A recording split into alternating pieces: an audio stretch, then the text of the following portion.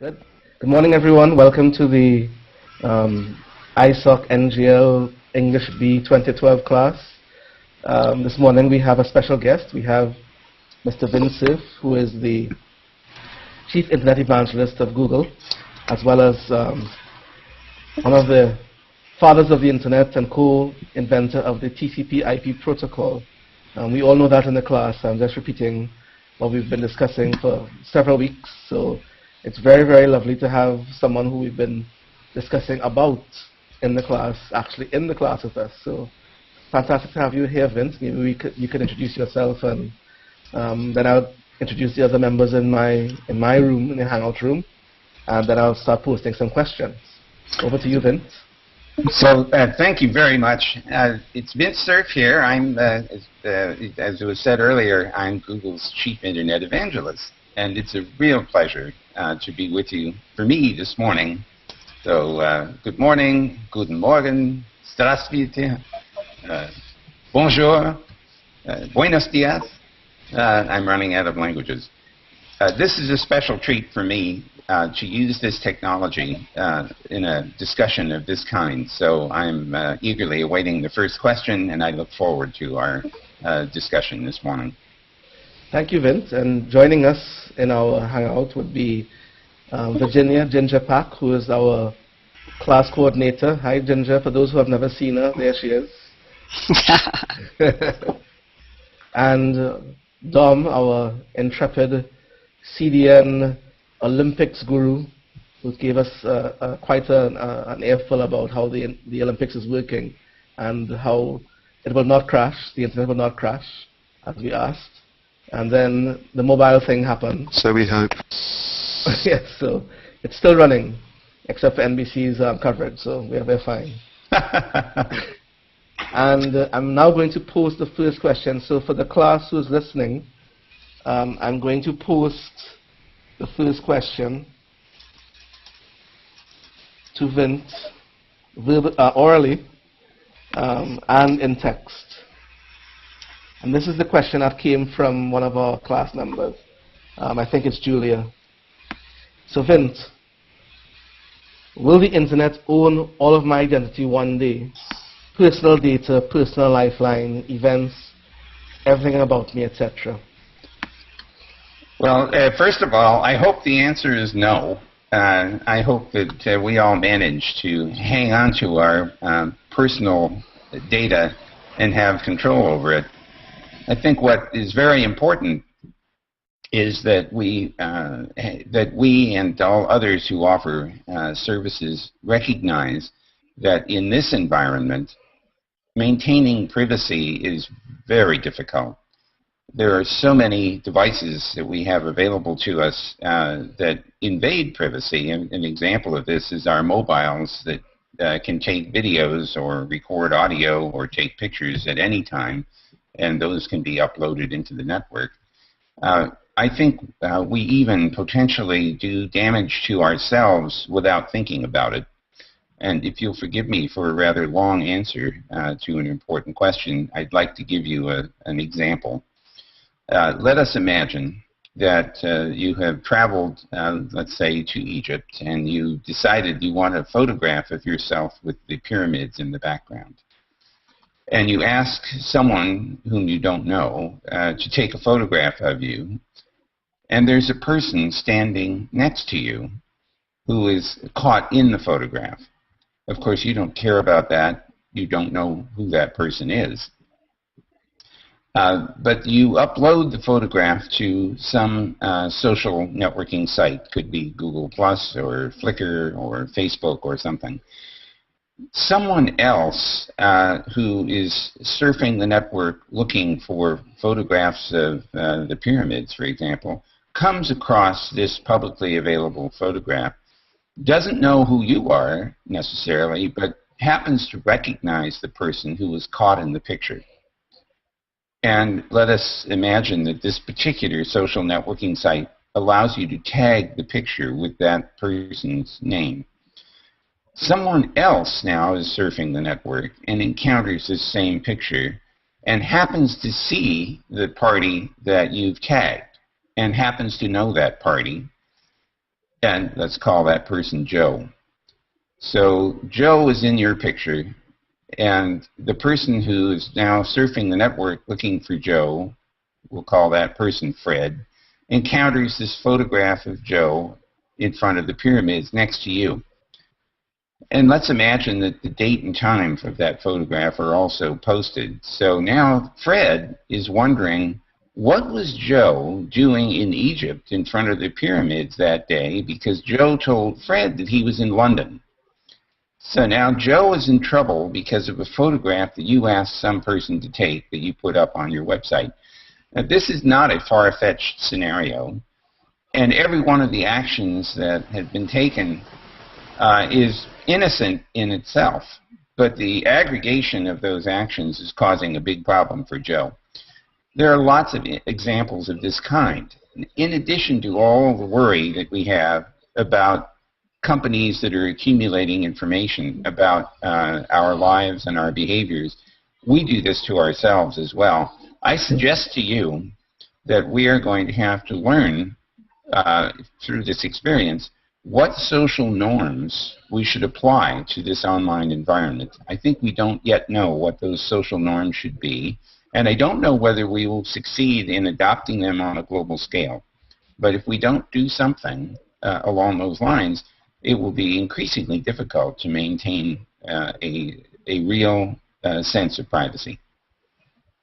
Well, that's a fantastic anecdote and an example, Vint. I appreciate that. Did anybody in the class have any follow-up questions to that? And post, let me see if I can type it in. Do you have any follow-up questions?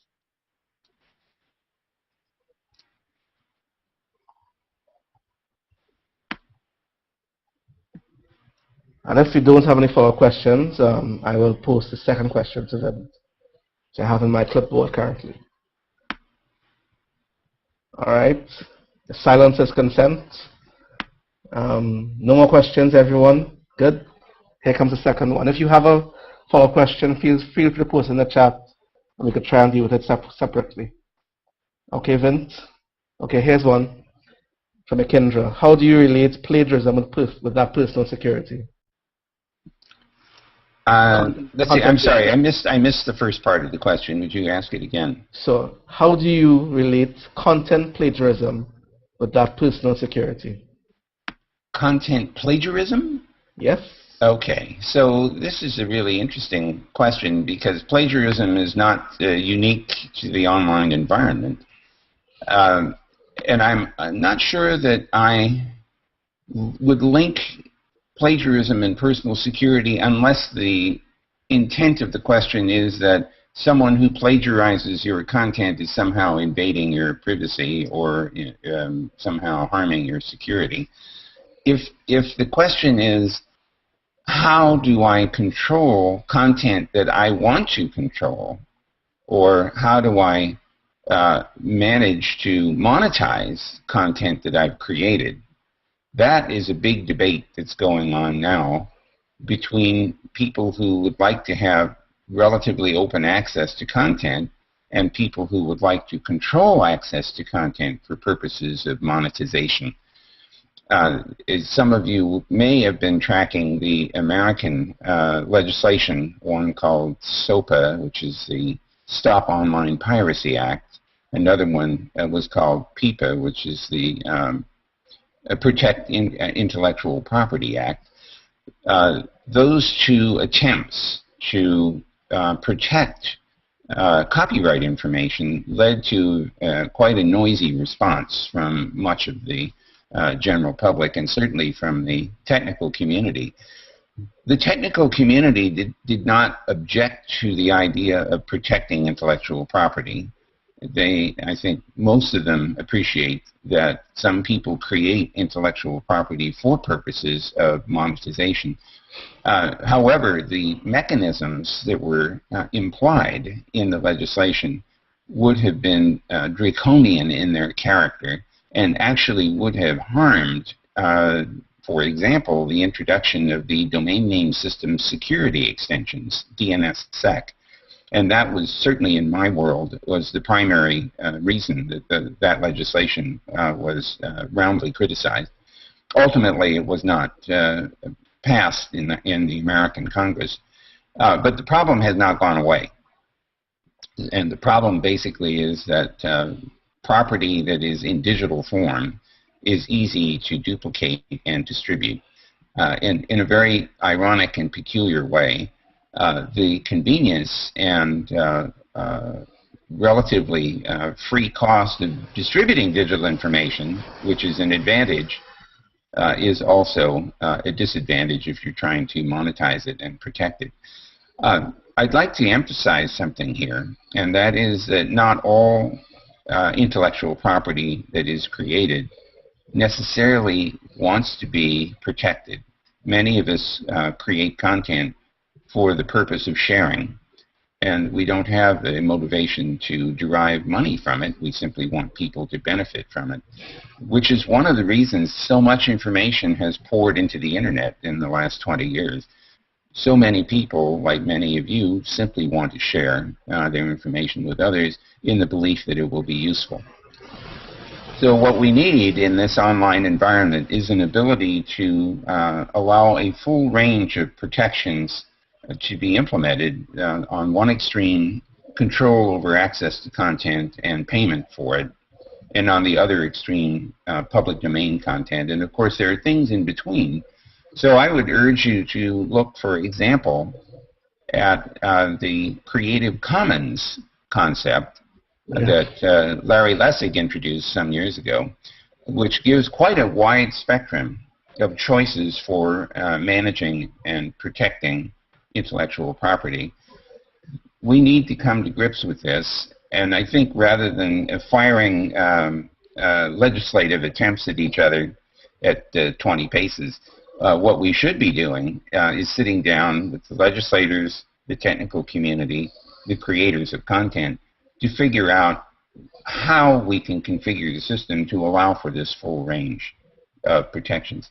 So I hope that gives you a reasonable answer. I know I seem to have expanded the question pretty dramatically, but it's an area of great contention right now. Yes, I think actually, Vint, you got the essence of the question from Kendra quite well, and also gave us an idea of how the whole issue about intellectual property relates to the issue of privacy in that regard as well. I'm going to now post the second question that I have on my list to you. This is also from Julia, I believe.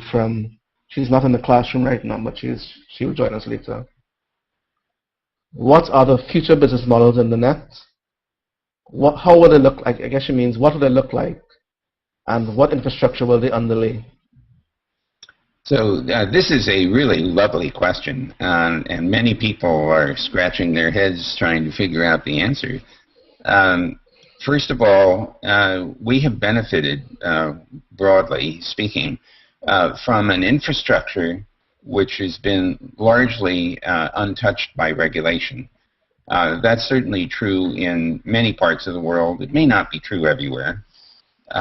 What is happening, however, is that the capacities that are required to support applications such as the one that we are using right now, the Hangout with video distribution and interactive exchange, is notable.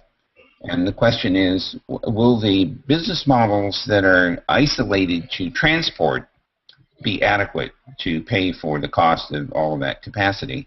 And it's there that we're seeing a debate. What you'll find in most broadband environments is that the provider of the broadband service is seeking to some kind of vertical revenue stream, as opposed to being paid only for transport. There are complaints from the transport companies, the telcos and the cable companies of the world, that somehow they are being excluded from monetizing applications. I don't entirely agree with that assessment. I think that any of the content providers or the transport providers are free to offer vertical services in competition with others.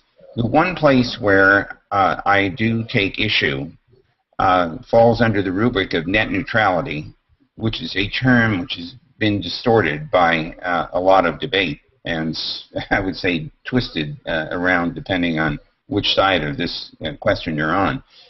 From my point of view, the important part about this term net neutrality is that the consumers, the users, you and me, have a choice of where to go on the internet and what to do on the internet, and that this is not controlled by the underlying transport provider.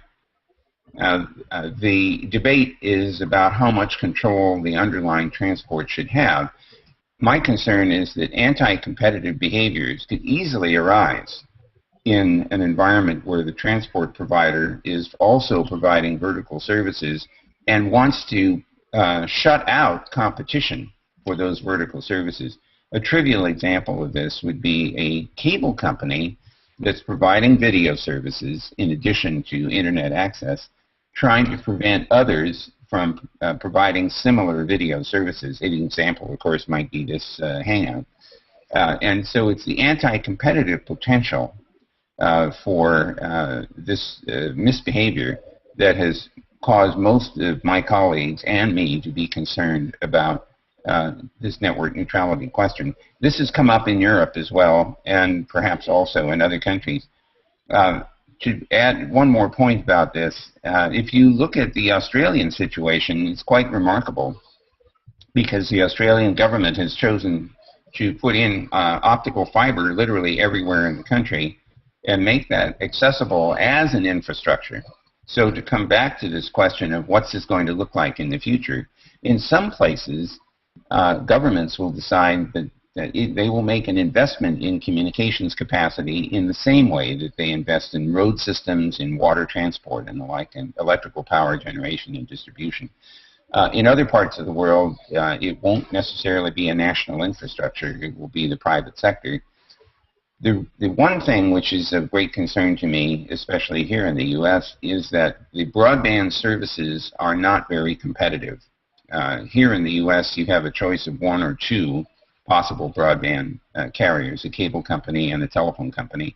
In other parts of the world and in some parts of the U.S., you have a choice of only one, and in some cases you have no choice because there isn't any broadband service at all. I think that we are all going to have to work our way through this in order to assure that broadband access is in fact widely available. Oh, that's a fantastic answer, Vint. I saw you brought up the net neutrality issue. First, before I move on with the questions, are there any follow-up questions from the class which you can post into the chat room? If you have them, please do so now. I'm giving you 10 seconds to post them, and if not, I will follow up with a question from our class on net neutrality that came in as well. There we are. From Vlada, who is not really in our class, but part of the program. Vince, even if there is wide choice of ISPs and offers, it is becoming growingly complex to make a right and informed choice, analyzing all the consequences, and what do we get? Yes, I agree with that concern very much. Our response to this at Google has been to join a group called MLab, which stands for Measurement Laboratory. The MLab is an international distributed system of measurement servers that are capable of collecting information about the performance of ISPs all around the world. We've collected in excess of 500 terabytes of information, and I think that's an old figure. That's probably 6 months old now. Allowing anyone who wishes to analyze that data and to report what kinds of performance you're seeing from one part of the world and another. We offer, within this MLab environment, many tools, and we offer tools that are contributed by others, not just Google, in order to analyze that corpus of data. So two things, I think. First of all, it's important to have measurement tools in order to validate any claims that are made by an ISP as to performance. And second, I believe it's important that every ISP be held to a high standard of transparency to tell you what it is that they are offering you for the service that you pay for. And I hope that those two pressures will at least result in improved quality of service and therefore an improved ability to choose among the different carriers. The part that is not so clear to me is whether there will be enough different facilities-based carriers to allow for choice. And here we get to one other specific observation. In the Australian case, if I have understood correctly, the basic fiber infrastructure is available for multiple parties to offer ISP services on top of. This is a separation of the basic transport mechanism from the, in this case, the internet service that rides on top. That's an example of a way to increase competition among the ISPs by giving all of them access to the underlying broadband transport. But not every country in the world is prepared to do that, and not every regulatory regime would permit that. So it still remains to be seen whether there will be adequate competition. All right, that's a very good response to Vlada and to the expansion on that topic. Now, Vint, I don't have any follow-up questions directly on the topic yet, but there is a question related to net neutrality that came in that you may have seen, and asking a specific clarification on what is search neutrality. So the question is, you've spoken up before on net neutrality, in favor of net neutrality. What's your stance on the idea of search neutrality? So, first of all, I think this term search neutrality is almost an oxymoron. It does not make sense to me, and let me try to explain why. Whenever you do a search on the internet, keep in mind that any useful search engine has indexed literally billions of pages on the network. It's also clear that when many pages are responsive to a given search, sometimes you'll see in the case of Google that 10 million pages were found that have the terms on it that you were searching for. It's very clear that you can't present 10 million answers all at one time. There's not enough room on the screen for that, and you wouldn't know what to do with 10 million answers anyway. So in the case of Google, and I think in the case of almost all search engines that I know about, there is some algorithm which causes the responses to the search to be linearized. So now the question is, what does it mean to have a neutral response? And I would say that it's not possible for all the answers to come back at the same time, in one giant, package. You can't see it all. And so every search engine has some algorithm that orders the responses. First observation I would make is that you have the choice of a number of different search engines. You can go to Bing, you can go to Google, you can go to Yahoo, you can go to a number of other places. There is competition in the search world, so that's good. That means you can choose to go to different places that might give you different ordering of answers. The second observation I would make is that if a party like Google or others is offering services or applications that would be responsive to a given search, that it's important that whatever answers come back are subject to a neutral algorithm that doesn't necessarily favor any particular service or response over another, except in accordance with that algorithm. Now, there are debates right now about, in Europe in particular, about this question of search neutrality. And I believe that Google is responding to those questions. I don't think it's possible to have a neutral answer. There has to be some ordering. The question is whether that ordering is distorted by business interests. And I think that, speaking for Google anyway, we've been very careful to distinguish our search answers from our advertisements. You cannot buy the ordering of the search response.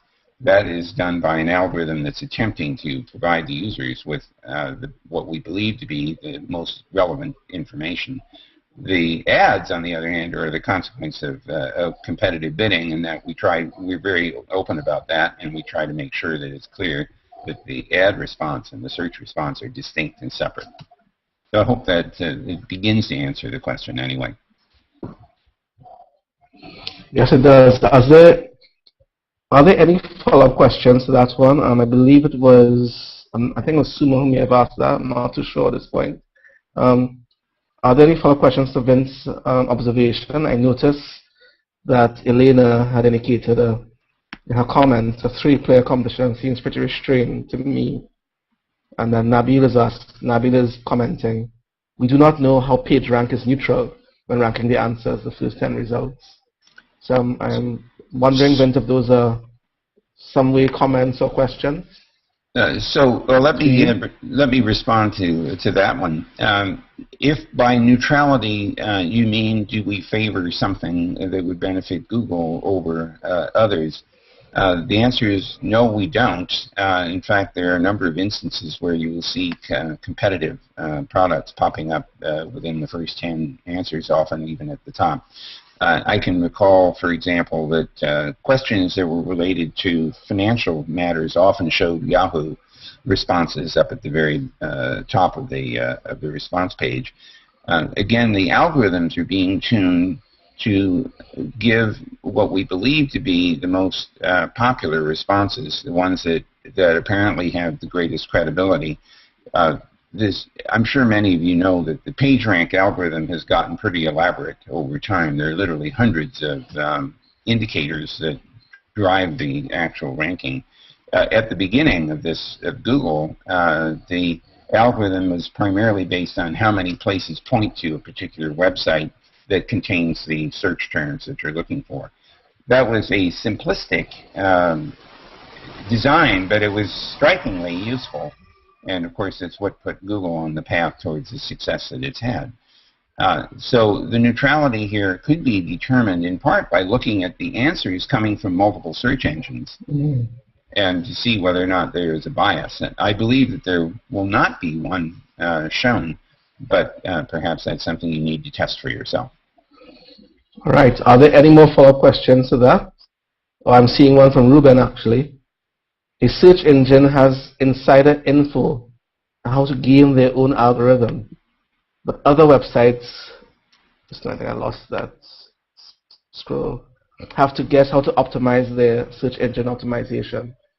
I'm not sure if it's a question, but well, yeah. Let me try to respond to that. First of all, in the event that you're not aware of this, for Google's advertisers, that is to say, people who are trying to put ads up in response, for example, to searches, we actually have training material and, let's say, guidance material to help people make ads that will make it into the right-hand side.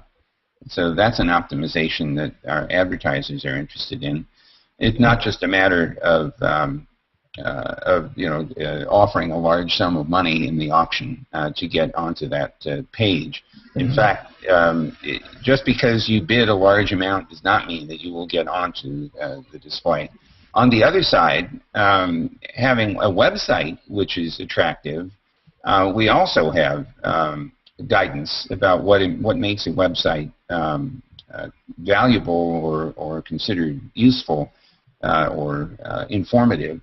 There are, if I remember correctly, there's guidance available from Google about how to improve the quality of a website. So although we don't detail everything about our the ranking algorithm, that would invite all kinds of gaming, we do try to help people understand what makes a website more attractive from the algorithmic point of view. A website which is filled with nothing but links, for example, sometimes is called a link farm, is considered a lot less valuable under this algorithm than one which contains actual content. Right. Could I also say that one of the things that gives us a clue about the utility of a website is whether anybody clicks on the link going to it. So if we generate a set of responses and they end up, let's say, in the first 2 pages or so, if nobody clicks on any of those, that's a clue to us that our algorithm made a mistake. And so there is a lot of machine learning going on a regular basis, at least in the Google world, to try to adapt the algorithms to be consistent with user behavior. So if if people consistently click on the first link that we respond with, the implication of that is that that link had something useful to them. Okay, so I think that will conclude our discussion on search neutrality.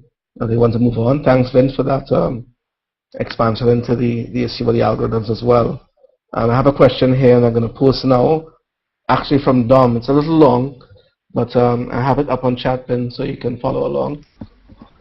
Do you think it will be in the human's nature to leave the internet in a self-governing mode forever? Or is it inevitable that the internet ultimately, at some point in the future, will be annexed by some legislation or other for its own self-determination? And is there any way at an engineering level to prevent that? In the same way the network is bomb-proof, can be made politics-proof? Or will it just become fragmented over time? So this is a very insightful and timely question. We may find the answer to some of that in December, when the International Telecommunications Union opens up its World Conference on International Telecommunications and begins a debate over the revision of the International Telecommunications Regulations. So the first observation I would make is that I hope that we can protect this resource from becoming politicized.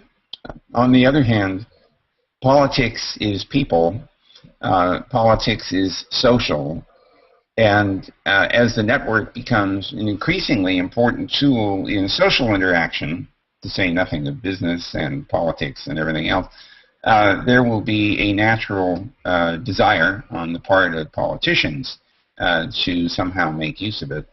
I have to also say that in countries where the regimes are authoritarian and where there is sensitivity to what the population knows or doesn't know, or the population, or what the population is allowed to say to each other in some public way, in those places there may be real fear about what these tools are capable of doing. And the consequence of that is often a desire to control what people can do and what people can say in this environment. I think you'll note that a number of the proposals that will be going into the WCIT, the WCIT meetings in Dubai in December, look to me as if they are attempts to justify more control over internet content. It is very common for the governments that wish to apply these controls to exhibit the worst behaviors that we see on the internet, and there are some very, very bad behaviors. There's bad content, there's viruses and worms, there's fraud, there's hacking, and various other kinds of cyber attack. These are all exhibited and trotted out as a rationale for applying more control over the net.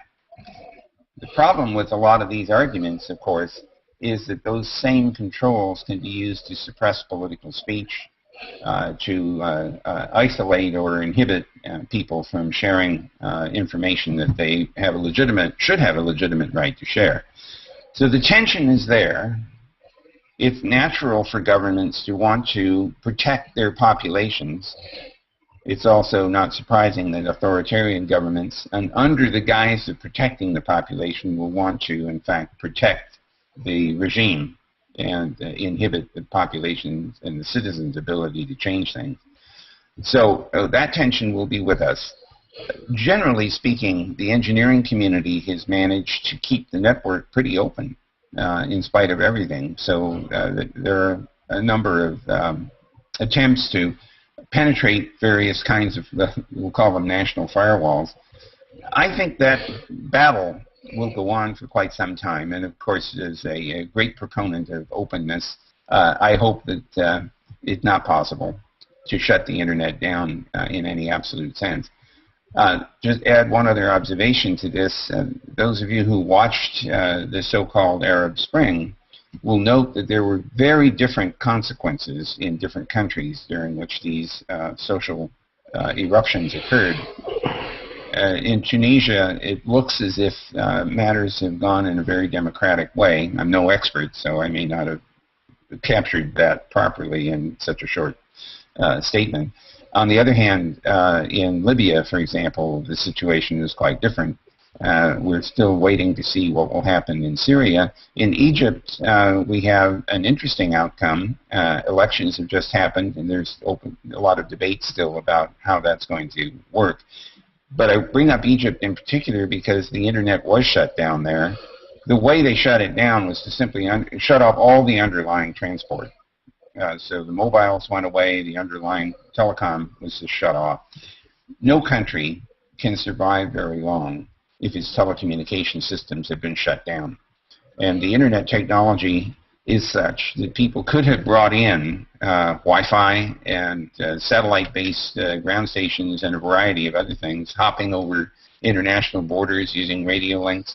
I'm sure that if the internet had not been put back on the air in a few days' time, that we would have seen that happening in Egypt in particular.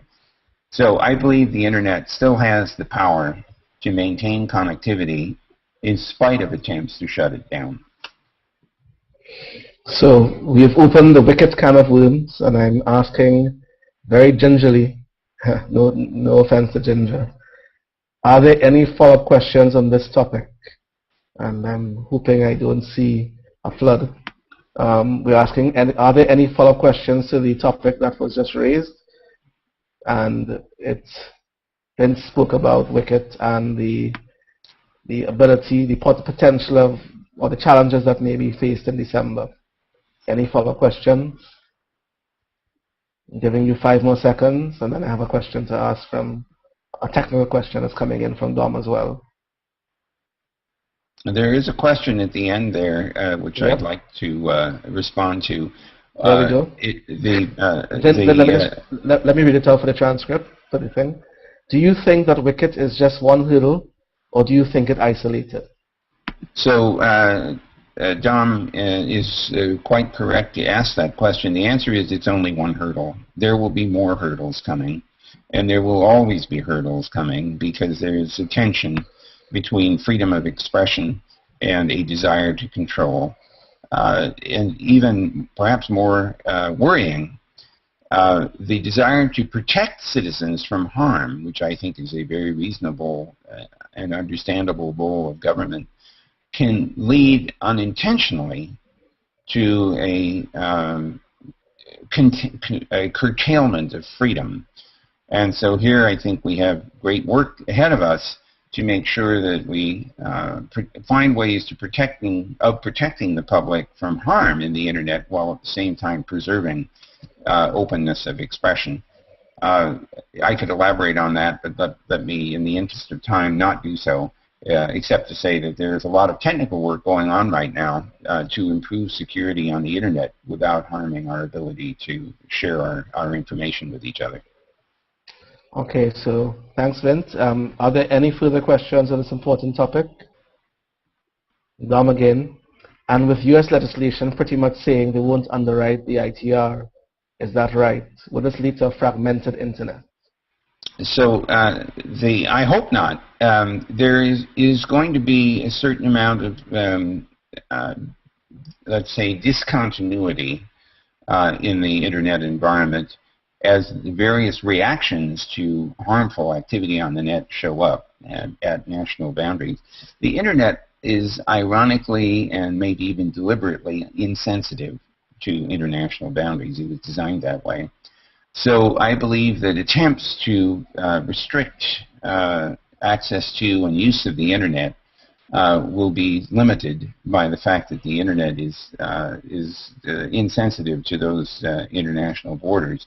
Of course, that leads to a lot of tension and complaint from countries that see sovereignty as a very important part of their international presence.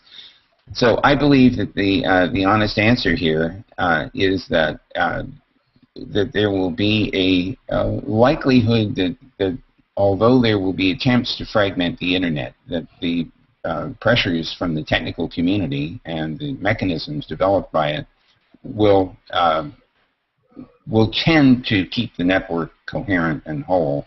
But we have to fight for that, just like we have to fight for every other freedom that we have. Thank you, Vint. There's a question from Elena that she says may be related, from ISOC Romania. If you scroll up a bit, you may see it. Is there a chance for anonymity to be built into future internet protocols? Or will we keep using workarounds like the TR project or CryptoCat? That's one question that she says might be related to the topic. Suma has a question above that, but it's a different topic, so we'll give it Elena's first. Okay, so let me start with the anonymity question. I happen to be a big fan of supporting anonymity. At the same time, I also believe very strongly that you and I should have the ability to strongly identify ourselves. So let me try to explain what sounds like a disparate response. I believe that it is vital that it be possible for people to express themselves in an anonymous way on the internet. I accept that there are potential harms associated with that. Someone can say something really awful and in an anonymous way, and that can be a big problem.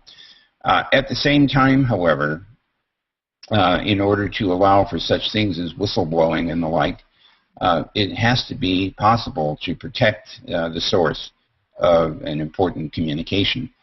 At the same time, I think that there are transactions that take place on the net in which it's vital for both parties or multiple parties to strongly identify themselves. To give you an example, let's imagine that you come to me, or I come to you, and I say I want to borrow $50,000 or pounds or whatever currency happens to be your favorite choice. And your response to this is, well, wait a minute. You might look like you're Vint Cerf, and your email says you're Vint Cerf, but I don't know anything about you. I really don't know if you're Vint Cerf or not. I need to be able to strongly authenticate my identity to you in order to complete the transaction. Of course, you may still say no, even after I've strongly authenticated myself. But we need both of those tools. We need the ability to speak anonymously, and we need the ability to speak authoritatively and in an identified way, depending on conditions.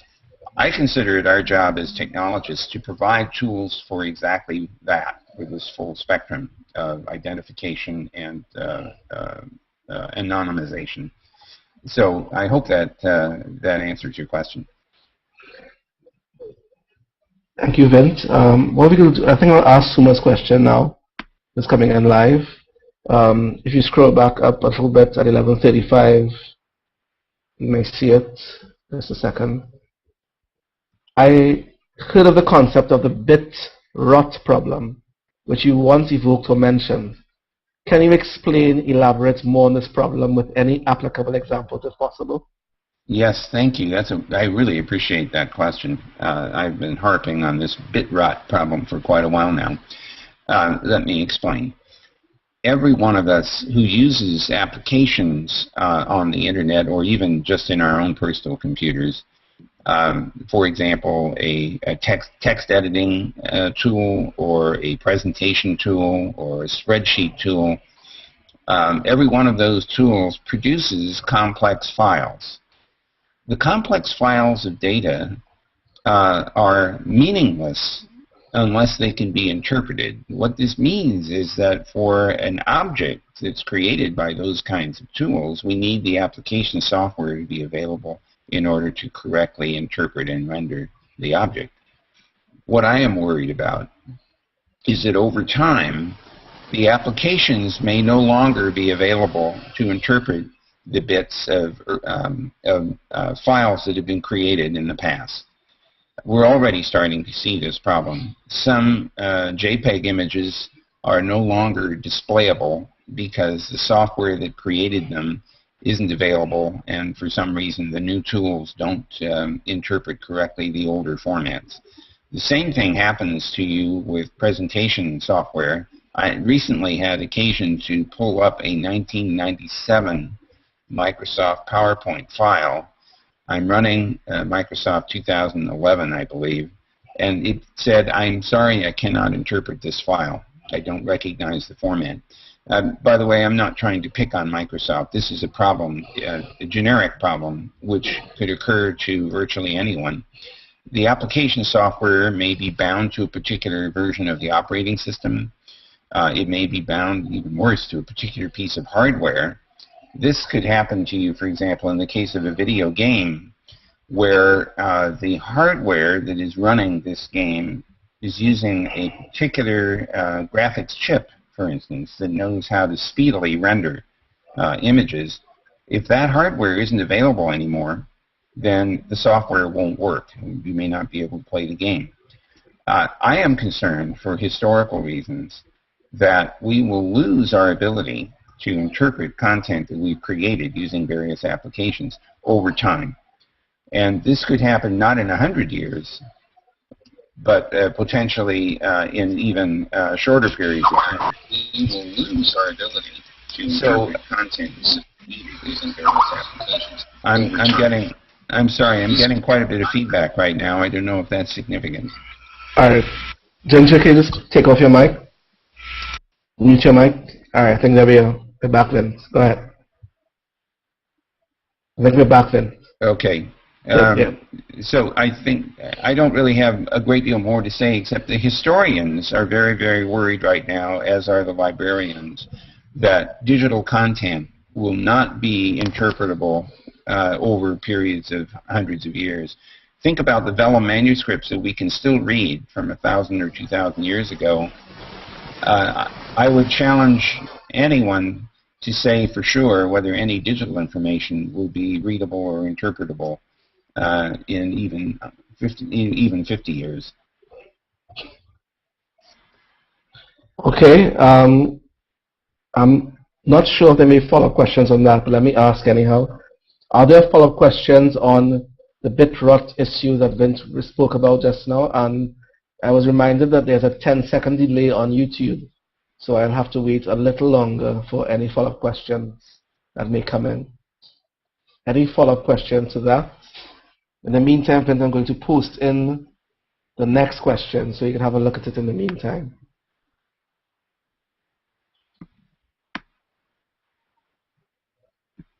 Okay. So Vint, with the recent call this week in the UK House of Lords for all TV and broadcast media to be moved up to the internet to free up airwaves for wireless IP and mobile services, do you think a movement to socialize the importance of good, widespread IP multicast deployment within both the legacy IPv4 infrastructure and the growing IPv6 infrastructure will become valuable enough for operators to implement in a structured way from broadcast source through to the home? So that's a really interesting question. There is a man named Nick Negroponte who wrote some maybe 20 years ago about what was called the Negroponte flip. And his point was that anything that was carried over a wire in the past will be carried over the air, and everything that was carried over the air will be carried over a wire. And in some ways, we're seeing that happen. We're seeing increasingly video content that used to be broadcast now being carried over a wire. Of course, the irony in all of this is that the mobiles have come along, highlighting the value of wireless, also carrying video as well as the traditional audio and certainly text. So I think the honest answer here is that we will see all media being carried over all means possible as time goes on.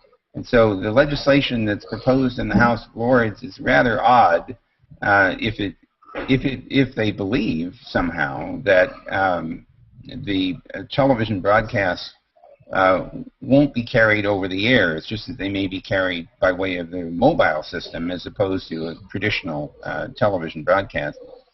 I'd also like to point out that satellite, which is increasingly available, also plays a very big role today in both voice communication and in video. But what I anticipate is going to happen is that the satellite systems are going to be broadcasting internet packets rather than broadcasting traditional digital or even analog television. And the reason I'm confident of this is that the flexibility of the packetized format is so high that it's inescapable that we will want to use it not only to deliver video and audio, but also to deliver every other form of digital communication. So that could be text, it could be books, it could be programs, it could be anything that we can digitize. So in the long run, I think we're going to see packetized internet protocol or a successor of the internet protocols being carried over all media for all purposes. Thank you very much, Vint. Dom, that question came from you. Do you have any follow-up questions to that response? And in the class, do you have any follow-up questions? Dom has a follow-up question. But so far, IP multicast structure has left it not widely deployed. And to reach the scale, we will need it. So this is a good point. And what has happened instead of multicast is that we've moved the content sources closer and closer to the users through content delivery networks. The result of this is that rather than broadcasting, people are narrowcasting in effect. People are connecting to sources of content. So YouTube is a good example of that. What we're seeing today is a narrowcast. People who are joining the YouTube distribution of this discussion, but it's not the same as the traditional broadcast because it's chosen by the recipient to watch it. So it surprised me. I thought that multicast would be more popular. However, in the case of satellite, where the footprint is extremely large, I think that for content which is of wide interest to a large number of people, that avenue may be chosen. That's a true broadcast, and it takes advantage of the fact that broadcasting requires a transmission one time for a large number of receivers. In the case of narrowcasting, I think that we'll still see a trend for putting equipment in the head ends, in the central offices, and in the wireless equivalent of a wireless central office for transmission within that network to the recipients. All right, thank you very much. Are there any other follow-up questions to the multicasting issue that was raised?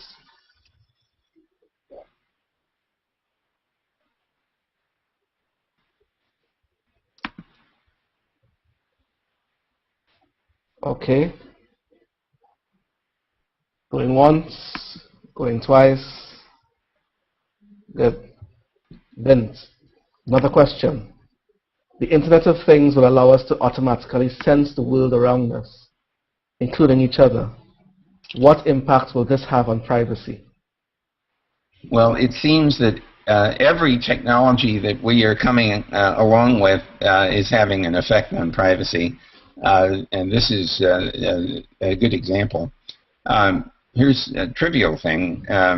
If you are monitoring your house using a sensor network, when keeping track, for example, of temperature, humidity, light levels, electrical consumption, other maybe water consumption, gas consumption, and so on.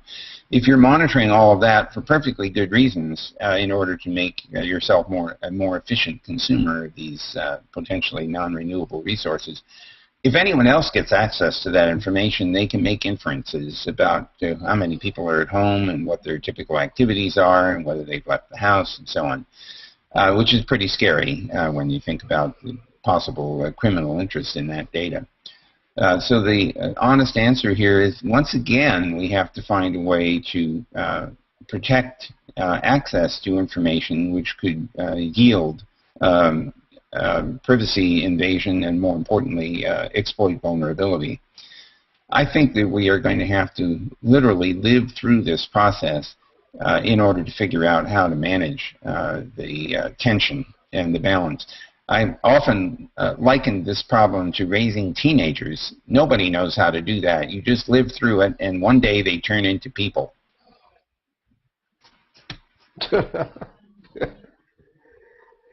Okay. There is a question from Suma. First, is there any follow-up question to this response to Vint on Internet of Things? Because we're going into a little bit of a related but slightly larger discussion here, I believe. Any other questions? Okay. Going once, twice. Good. Vint, there's a question on, I'm posting it for you here. And I'm going to actually post the second question that's related to it immediately thereafter. But let me read this one for you first.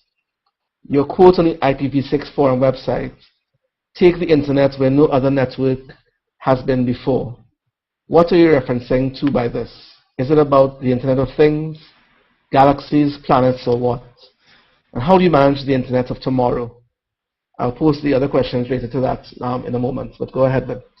Well, that's a wonderful question. At the time when I was thinking about the IPv6 forum, I was thinking about our ability to use that much larger address space, 3.4 times 10 to the 38th addresses, to identify a much larger number of terminations in the internet than we could handle with the original IPv4 design.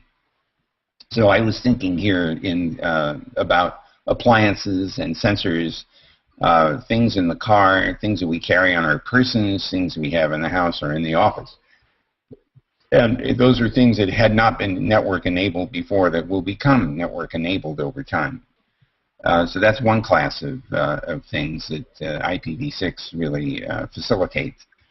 The interplanetary network and the interstellar network is a different story. It's not a story of IPv6. It's a story of a completely new set of protocols that facilitate communication over extremely long distances with potential disruptions owing to celestial motion and owing to variable delay. So I'm thinking very distinct protocol spaces as we think about IPv6 versus the interplanetary and interstellar networks. I can tell you that the interplanetary networking is in fact well underway. We have systems on Mars in orbit and on the surface. We have a new Mars Science Laboratory on its way to land August 5th. And by we, I mean the Jet Propulsion Laboratory or other spacefaring nations, the Russians, the Chinese, the Japanese, the Americans, and so on. European Space Agency among them. So we have an increasing number of devices that are capable of communication in a consistent and uniform way thanks to these new standards that are emerging. The most ambitious project of all, though, is the design of an interstellar spacecraft that could visit another planet, say Alpha Centauri, which is 4.4 light years away. There's some really hard problems to solve there. The current propulsion systems would take 65,000 years to get a spacecraft to Alpha Centauri, and that's a little long for an experiment. So we need better propulsion that will get us up to about 20% the speed of light. And then there's this problem after you get there, how do you signal back over a 4 light year distance? And some of us are struggling with that problem as well. So I'm thinking about interplanetary and interstellar communication using protocols and methods that are quite different from either TCP/IP or IPv6. Okay, and the follow-up question that I posted, there's a slight nuance of it. What would be the finalities, applications, and use cases for the interplanetary internet? So I know you started getting into that discussion, but do you have anything further to add in terms of use cases and applications for this interplanetary internet that you have referred to? Okay, so let me give 2 responses to that. First of all, certainly for space exploration, whether it's robotic or manned, we are going to need communication systems to allow us to get data back or to communicate with astronauts that are somewhere in our solar system. So the protocols are designed to meet that need. What we've discovered in the course of the last decade is that these same protocols actually respond to terrestrial requirements, particularly in mobile communication, where you have the possibility of radio interference, of disruption owing to radio shadow, like going underneath a bridge. We've actually tested, thanks to our colleagues in Sweden and other parts of Europe, the use of these protocols in places where communication is still spotty. This is called delay and disruption tolerant networking, or DTN for short. There are very clear applications terrestrially for this kind of resilient and robust protocol. I would predict that it will become useful in the sensor network space and in the enhancement of mobile communication, where radio impairment is highly possible. So these interplanetary protocols are also useful right here terrestrially, and I'm anticipating their emergence over the next 10 years or so. Wow, that's it's actually blowing my mind as you speak, to be honest. Any further questions on this? This is actually a shockingly interesting topic that I didn't expect to happen. Anything else from the class on the interplanetary internet?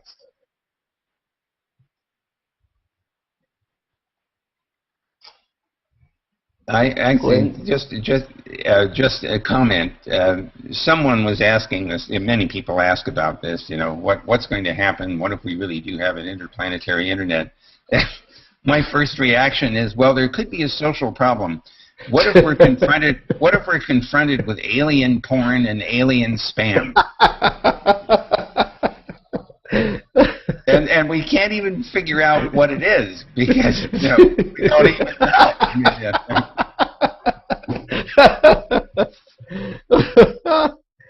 Oh, for those who can't hear, we are laughing. All right.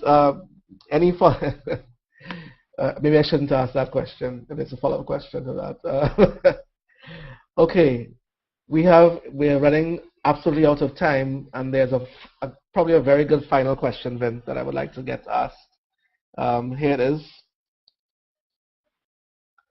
and it's something that's might be very close to your heart. What is the meaning of the word internet evangelist? And in that light, some of the questions we've had in the class, you work at Google day to day. How do you manage to spend your time working at Google, dealing with all the technical issues as an engineer in the open world, in the so-called IETF, ISOC, ICANN environments, and then on the additional policy-making aspects that you need to do via Google? Wow. Okay. And we want an answer in 25 words or less.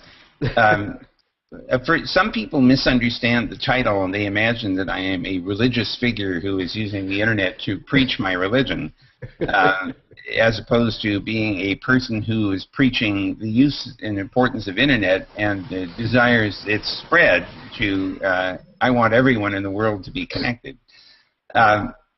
When I am confronted with this question, I sometimes respond by explaining that I'm geek orthodox. That's fun. So to answer the other parts of the question, though, my role at Google is pretty much whatever we make of it. I get lots and lots of opportunity to interact on the technical side with my colleagues at Google. You can imagine it's a place that is filled with smart people and interesting ideas and challenging technologies. So I spend time with a number of projects. I will say, though, that the bulk of my time is on policy.